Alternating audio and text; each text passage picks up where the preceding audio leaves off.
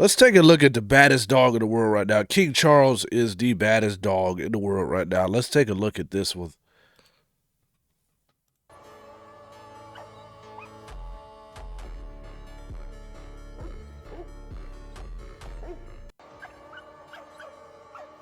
One more time. So he just comes over there. That's it. That's it.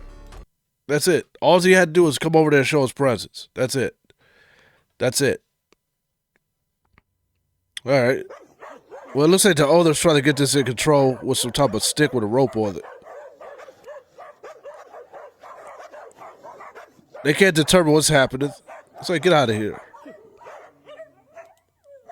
Okay, where the hell did King Charles come from? He just appeared on the screen. Look at this.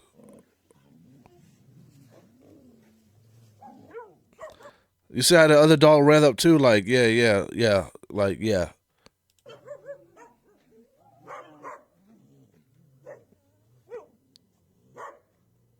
He he's a badass, man. I don't know what he did to get to that position, but he's the one. Poor German Shepherd in the background got a messed up leg.